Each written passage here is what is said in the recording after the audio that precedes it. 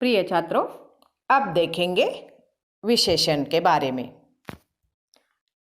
विशेषण जो शब्द संज्ञा या सर्वनाम शब्दों की विशेषता अर्थात उनके गुण, दोष, रूप, आकार, संख्या आदि बताते हैं, उन्हें विशेषण कहते हैं।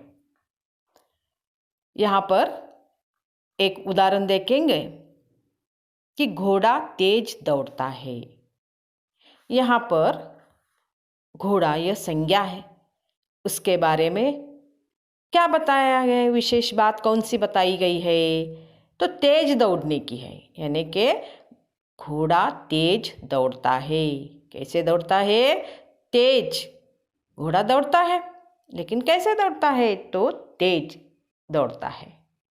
यानी यहाँ पर इस वाक्य में तेज यह विशेषण उस घोड़े के बारे में यानी कि उस संज्ञा के बारे में है, इसलिए तेज यह शब्द यहाँ पर विशेषण हो गया।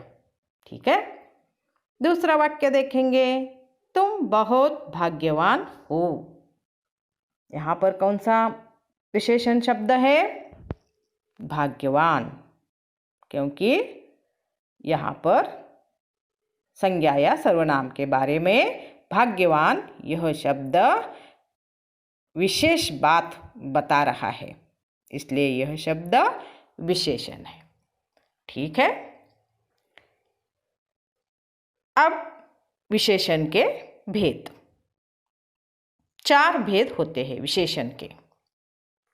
पहला है गुणवाचक विशेषण, दूसरा संख्यावाचक विशेषण, तीसरा परिमाणवाचक विशेषण तथा चौथा सार्वनामिक विशेषण। अब पहला प्रकार गुणवाचक विशेषण। जो शब्द संज्ञा या सर्वनाम के गुण, दोष, रूप, रंग आदि का बोध कराते हैं, उन्हें गुणवाचक विशेषण कहते हैं।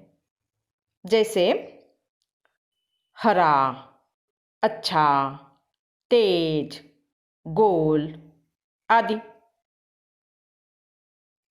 अब हम एक उदाहरण देखेंगे, कुर्सी गोल है। अब देखिए यहाँ पर जो कुर्सी है, संज्ञा है इस वाक्य में, उसके बारे में उसका आकार मालूम पड़ता है गोल इस शब्द से। ठीक है, इसलिए गोल यह शब्द गुणवाचक विशेषण बन गया। वैसे ही दूसरा एक वाक्य देखेंगे, नया ठेकेदार ईमानदार था। इस वाक्य में कौन सा गुणवाचक विशेषण है? ठीक है, तो कौन सा है शब्द? ईमानदार, यह गुणवाचक विशेषण है। अब दूसरा प्रकार देखेंगे, संख्यावाचक विशेषण। परिभाषा क्या है इसकी? देखिए, जो शब्द संज्ञा या सर्वनाम की संख्या का बोध कराते हैं, उन्हें संख्यावाचक विशेषण कहते हैं। देखिए, संज्ञा या सर्वनाम की यहाँ पर संख्या के बारे में, जैसे 2 रुपये या 2 मील, 5 साल, तीसरा 100 दाने दिए, इस प्रकार 100 यह सारे शब्द उस संज्ञा या सर्वनाम के बारे में विशेष जानकारी दे रहे हैं संख्यात्मक रूप से। ठीक है, अब एक वाक्य देखते हैं हम, 1 साल से गाय को संभाला है। देखिए यहाँ पर एक, यह क्या हो गया? यहाँ पर संख्यावाचक विशेषण है। ठीक है, दूसरा प्रकार देखेंगे, हम दूसरा उदाहरण देखेंगे, इससे 2 फायदे होंगे। यहाँ पर 2 यह शब्द संख्यावाचक विशेषण है। लेकिन अब देखिए, इस संख्यावाचक विशेषण के भी 2 प्रकार हैं, निश्चित और अनिश्चित। यानी इसमें ये है, देखिए, निश्चित संख्यावाचक विशेषण, यानी निश्चित संख्या का बोध कराते हैं इसमें।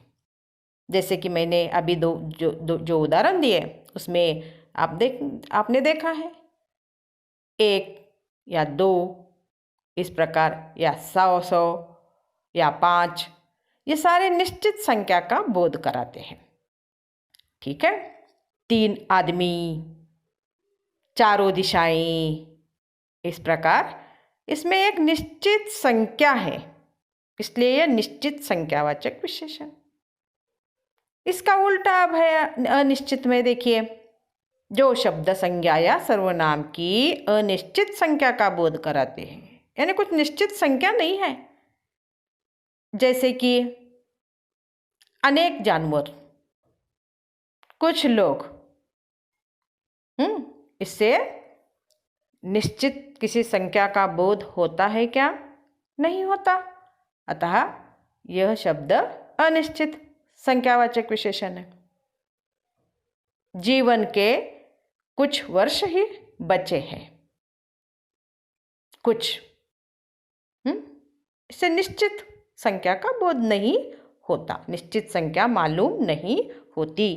वैसे ही कई लोग मारे गए, कई निश्चित 100, 50, 10, 2 निश्चित संख्या नहीं है, कई लोग मारे गए, इसलिए कई यह शब्द अनिश्चित संख्यावाचक विशेषण है।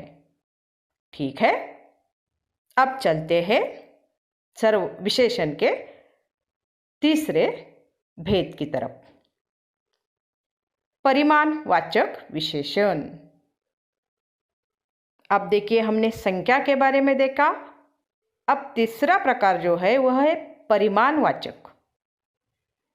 जो शब्द संज्ञा या सर्वनाम की मात्रा, इसका मतलब है नाप तौल, इसका बोध कराते हैं, उन्हें परिमाणवाचक विशेषण कहते हैं।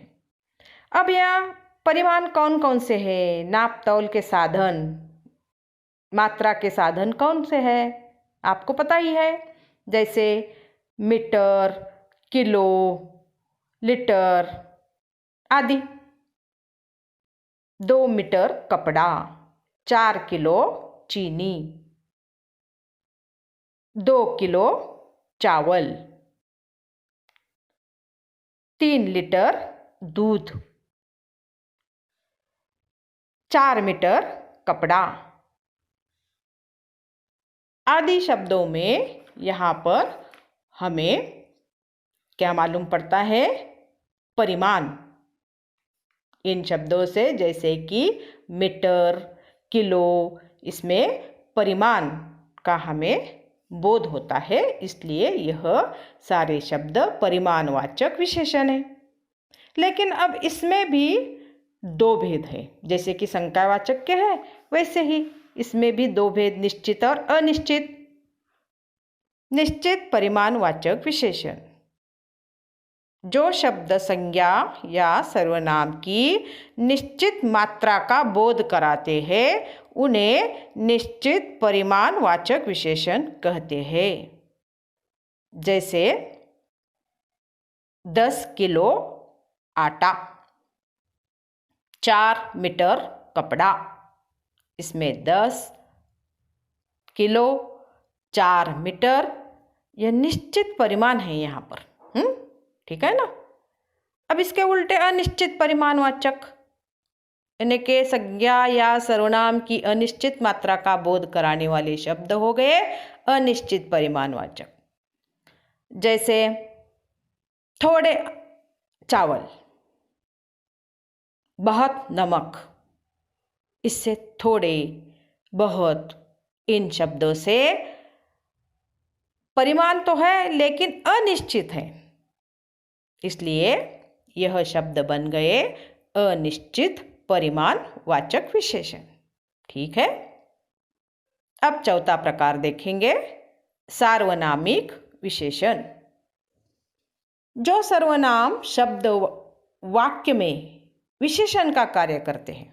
देखिए, जो सर्वनाम शब्द वाक्य में कौन सा काम करते हैं? विशेषण का काम करते हैं। उन्हें सार्वनामिक विशेषण कहते हैं।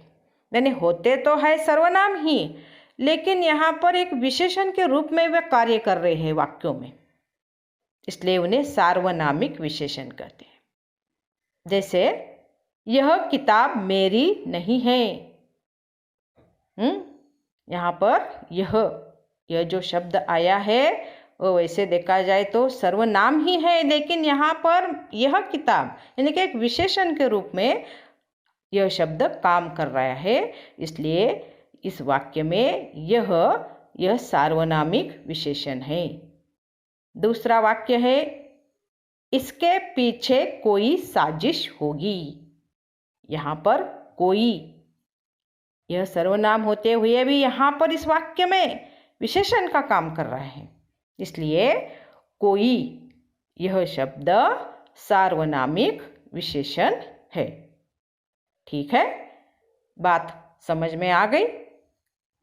तो आपको इन विशेषण के भेदों को समझना है, याद करना है, और इस पर आधारित जो मैंने उदाहरण के तौर पर शब्द या वाक्य दिए हैं, वैसे ही वाक्य और शब्दों को अपनी कॉपी में आपको लिखना है। ठीक है।